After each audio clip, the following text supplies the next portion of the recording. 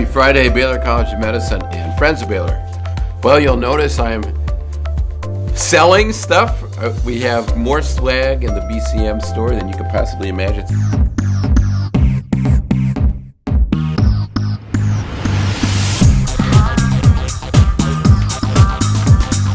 So, order online. We'll let you know how to get your own BCM swag. And last week I got a lot of comments that people really enjoyed learning about the rehab center.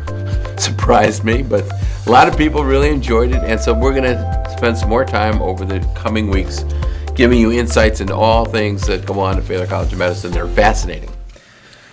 So my sister, I mentioned last week, called me about the new recommendations, and I went over it last week, but I think it's worth repeating. Remember, the CDC changed the recommendations for if you get infected with COVID. So if you, in the past it was 5 days isolation. What they're saying now is stay home for 24 hours after your last, after your symptoms. So that means you have to be symptom free for 24 hours, and that includes having no fever, like without aspirin or anything, no fever for 24 hours, which is probably the same thing we do for flu, and the odds of you being infectious after that time is very low. So that's probably pretty reasonable. Now, the only thing is, the reason I like to test is as we come up with the vaccine recommendations, I'll let you know. There's also a warning from the CDC about a new fungus that's been around. I mentioned this a few months ago, but Candida auris has been a new multi-resistant fungus. It's being seen in a lot of the states, a lot of cases, over almost 1,000 cases in Texas and California, New York, Florida. This is a fungus that appears often in either facilities, hospitals, nursing homes, and usually infects people who are already sick. So it doesn't affect, for normal people, you won't have a problem. But if you're visiting relatives in a nursing home, be sure to wash your hands. Be very careful because there's a lot of Candida auris that's around these days. Anyway, that's something to keep in mind. Good news on the COVID horizon is that hospitalizations continue to drop. You can see this here. We've had some spikes. This was the Omicron spike in the winter, and now we're doing quite well. And I just plotted the wastewater data next to hospitalizations because it's really kind of interesting. The wastewater is below and the hospitalizations are above, and I put red line when the wastewater began to peak. And what you can see is with every single increase in hospitalizations, wastewater data was increasing about 2 weeks beforehand. And so this is really, once again, evidence that's a great predictor for problems. So we are following this. As you know, the CDC has been doing this as well, and Texas has its own sort of epidemiologic study of trying to get as many people covered. And this should be the future of our looking at infectious diseases as they spread throughout the country. Nationally, the level of COVID is down a bit. It's now at moderate levels, but it's still increasing in some areas. And the areas that seem to be most problematic are the Atlantic coast. North Carolina, Virginia are having hot spots. You can see upper Midwest, Michigan, Indiana, Ohio, Wisconsin.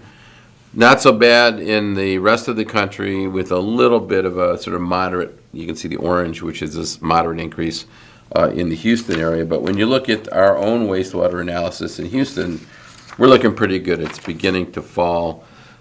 It was, if you recall back in the winter, in February, we had a huge spike, went up 400% of the level it was in the beginning of the pandemic.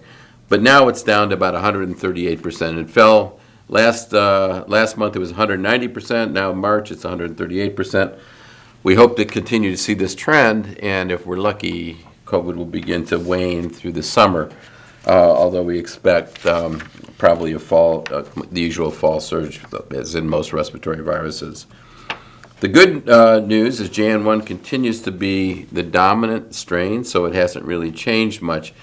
But you can see there are two mutations. They're subtle mutations, but are beginning to emerge. JN 1.13 and JN 1.18. They're still only a small percentage, and 95, 96% are all JN1 related. But this is a concern. As long as the virus is replicating, it will continue to mutate. And so this speaks to the issue of the vaccination that I want to talk to you about. So the vaccine, the most recent vaccine is the XBB 1.5 vaccine. And many of us, I got that, many of you got that. The issue is, and my sister brought up, is she was recently infected, and so she almost certainly was infected with the JN1 strain. And both of these are closely related. I point out they're related to the BA2 strain, but they're different enough that it's not a perfect match. But if you have XBB vaccination, it almost certainly protects you from serious infection. That data is pretty clear. But the issue is that my sister said, well, I just got infected. Should I get vaccinated? Well, no, because JN1 strain is the dominant strain. She just got infected with JN1. And we went over the data a couple weeks ago that being vaccinated and infected gives you better immunity than almost anything. So my sister's fine. But for those of you who have not been recently infected, and the last time you got a vaccine booster was 6 months or more, the CDC is suggesting that you get a booster. I know it's not the usual time because it's spring, but especially if you're in these communities where there's a lot of virus. I mentioned before the Atlantic coast, Midwest. I would recommend that if you have been vaccinated longer than 6 months ago and you're over the age of 65, it's probably a good idea to get a booster now. If you've been infected recently, then there's no need, because that is like the same as getting a booster. Got one other question that was about long COVID. Is there any evidence that long COVID is less bad with this new strain?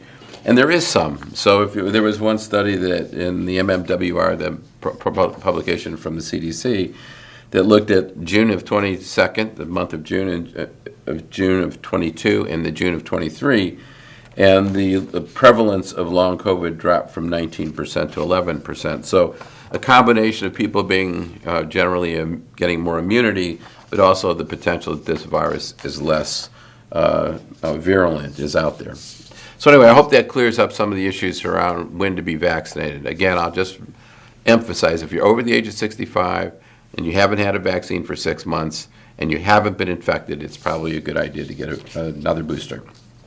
So I want to end today with a couple of shout-outs. First, congratulations to Vlad Sandolacci, Associate Professor of Otolaryngology, who will lead a 4-year, $4.5 million study conducted by investigators across 8 medical centers in the VA. This is designed to develop an algorithm for patients with head and neck cancers to help better guide therapy. So really important study. Also, big shout out to our students. We had a medical research symposium at the Henry J. N. Taub and James K. Alexander Medical Student Research Symposium. This program gives students an opportunity to present their meaningful research. And as you know, in our curriculum, we expect all of our students to have a research project. So this is a wonderful opportunity, and some of them are outstanding. Actually, we may be highlighting some of their studies at our video down the road. And of course, this weekend, St. Patty's Day. Lily will be out celebrating with all of our friends. As we wind down the rodeo, we pick up for St. Patty's Day. So have a wonderful St. Patrick's Day celebration. I can't wait to see you next week.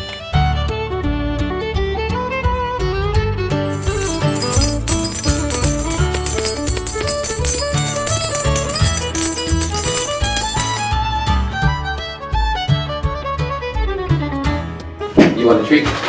Yes.